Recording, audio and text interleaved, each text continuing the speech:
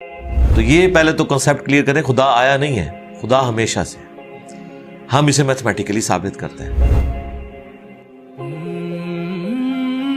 دیکھیں, جو universal truth establish ہو چکے ہیں اس کو تو آپ کوئی دوبارہ سے چیلنج نہ کریں. یعنی یہ یونیورسل ٹروتھ ہے کہ 2 + 2 = 4. ٹھیک ہے, اب اسے کوئی 5 یا 3 بنانے کی کوشش کرے تو ظلم پر مبنی کام کر رہا ہے. آپ دوبارہ سے ویل بھی انوینٹ کر لیں تب بھی یہ میتھمیٹیکل ایکویشن تو اپنی جگہ رہے گی. بالکل اس طریقے سے یہ چیز اسٹیبلش ہو چکی ہے کہ کائنات پہلے نہیں تھی تو آئی ہے. آپ کو پتا ہے کچھ عرصہ یہ نظریہ رہا ہے 17ویں اور 18ویں صدی میں کہ یہ اسٹیڈی سٹیٹ کائنات ہے, ہمیشہ سے ایسے ہی چل رہی ہے. لیکن یہ اب نظریہ اپنی موت مر گیا. ہم جس ایرا میں بیٹھے ہیں نا, یہ نظریہ ختم ہو چکا ہے. آج سے نہیں, بگ بینگ کے بعد سے ہی, جب وہ ہبل نے ٹیلیسکوپ کے ذریعے چیز دیکھی تھی تو ہبل نے یہ دیکھا کہ کائنات میں جتنے بھی یہ اجرام فلکی ہیں, یعنی آسمان پہ جتنے آپ کو سیارے ستارے نظر آ رہے ہیں نا, ان میں ایک کامن چیز یہ ہے کہ سب ایک دوسرے سے دور جا رہے ہیں. اور اس کے لیے اس نے اسپیکٹرم جب ڈرا کیا, اسپیکٹرم جب گریجولی کسی چیز کا لائٹ کا اسپیکٹرم ریڈ کی طرف شفٹ ہو, اٹ مینز کہ وہ آپ سے دور جا رہی ہے. تو یہ چیز لاجیکل تھی کہ جب یہ دور جا رہی ہے تو اس کو ٹائم میں ریورس کیا جائے تو کسی ایک جگہ سے شروع ہوئی ہوگی. یعنی میں ہاتھ میں کچھ بالز پکڑوں اور انہیں یوں پھینکوں, سارے ایک دوسرے سے دور جائیں گے. اور یہ ایک یونیورسل ٹروتھ ہے کہ یہ دور اس لیے جا رہے ہیں کہ کہیں ایک جگہ سے یہ سٹارٹ ہوئے تھے. یہ تو ایک نیچرل چیز ہے. اچھا, انہوں نے کہا کہ اگر ہم ٹائم کو ریورس کریں اور ایسے پوائنٹ پہ پہنچیں کہ جہاں سے یہ چیز سٹارٹ ہوئی تھی, تو اس کو سائنٹسٹ نے نام دیا کہ وہ ایک ایسا پوائنٹ تھا کہ جس کی ڈینسٹی انفینٹ تھی, نہ ختم ہونے والی, اور والیوم 0 تھا. والیوم 0 ہے اور ڈینسٹی انفینٹ ہے. اٹ مینز کریشن ایکس نہیں لو, عدم محض سے وجود, کچھ نہیں تھا تو یہ ہو گیا. اور پھر وہ کہتے ہیں کہ یہ جو بگ بینگ ہوا ہے, اس بگ بینگ کے بعد اگر 1 سیکنڈ کے ٹریلین حصے کے اندر بھی ذرا سی ڈسٹربنس آتی تو یہ کائنات وجود میں نہیں آ سکتی تھی. اور یہ تو صرف وجود میں آنے کی بات ہے.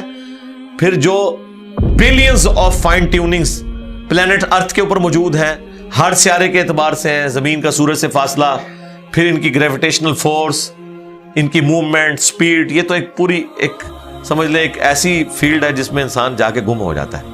ان ساری چیزوں کو کنسیڈر کر کے اسٹیڈی سٹیٹ کائنات کی تھیوری تو ہوگی ختم اور بگ بینگ ہوگی اسٹیبلش. اب یہ تو ثابت ہو گیا کہ کریشن ایکس نہیں لو ہوئی ہے, یعنی انسان یا کائنات یہ پیدا ہوئے ہیں. پرابلم تب تھی آپ کے لیے جب آپ یہ مانتے کہ یہ بھی ہمیشہ سے ہیں, ہمیشہ سے انسان پیدا ہو رہے ہیں اور دوسرا اینڈ کوئی نہیں ہے. یہ تو مسئلہ حل کر دیا آپ کا سائنس نے. ان کا نہیں, کریشن تو ہوئی ہے. اب اس کا کریٹر ہے یا نہیں ہے, اس کے اوپر وہ آ کے بات کرتے ہیں.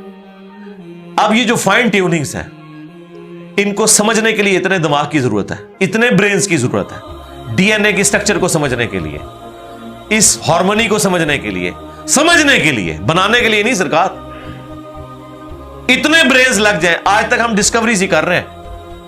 یہ جتنے ہم چیزیں دریافت کرتے ہیں نا, وہ ہم قانون قدرت دریافت کرتے ہیں. یعنی اگر ہم نے یہ چیز ایکسپلور کر لی ہے کہ سورج مشرق سے نکلتا ہے, مغرب میں غروب ہوتا ہے ود رسپیکٹ ٹو زمین, ویسے تو غروب ہوتا ہی نہیں ہے نا, نکلتا ہے. تو یہ ایک فزیکل فینومینا ہے جو ہم نے ڈسکور کیا ہے. اس فینومینا نے سورج کو پیدا نہیں کیا.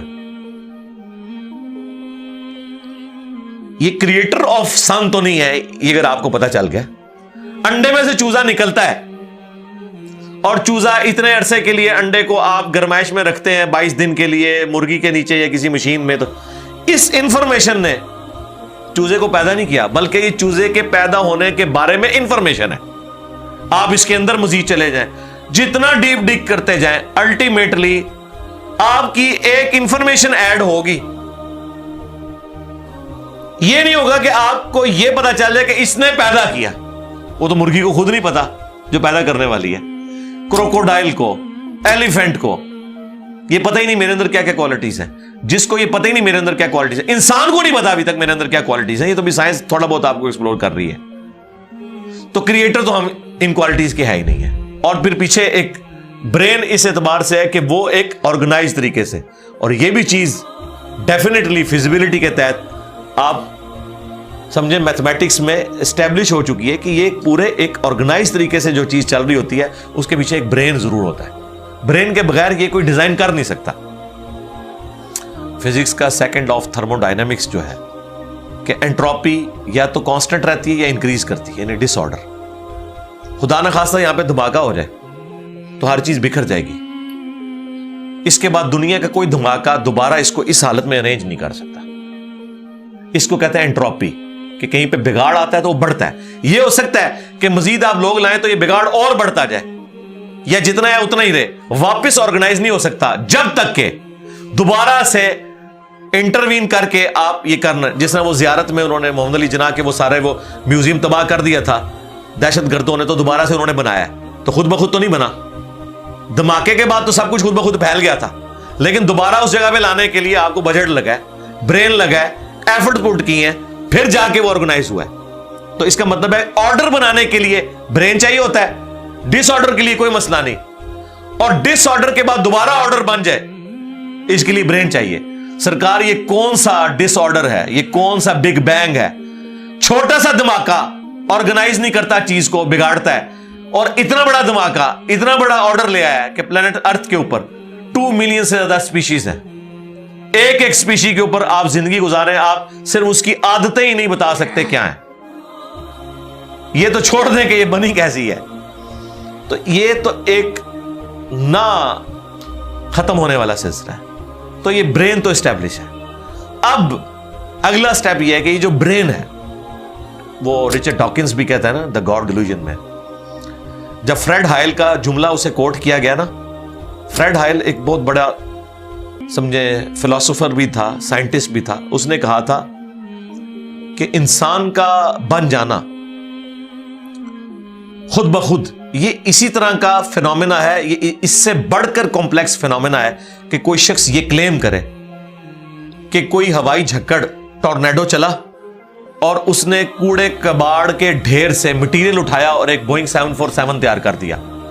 یہ دنیا کا کوئی پاگل بیوقوف آدمی بھی یہ بات نہیں مانے گا. اس کو چھوڑ دے, ایک بال پوائنٹ بننے کو کوئی نہیں مانے گا. تو اس نے کہا اس سے کمپلیکس چیز انسان ہے, اس کو تم یہ مانے ہو کہ خود بخود مان گئی ہے بغیر کسی برین کے. اچھا, تو اس کا جواب آپ کو پتا ہے رچرڈ ڈاکنز نے کیا دیا؟ اس نے ایک چیپٹر بنایا, اس کی ہیڈنگ رکھی دا الٹیمیٹ بوئنگ 747. اس نے کہا پھر سب سے بڑا بوئنگ 747 تو گاڈ ہے.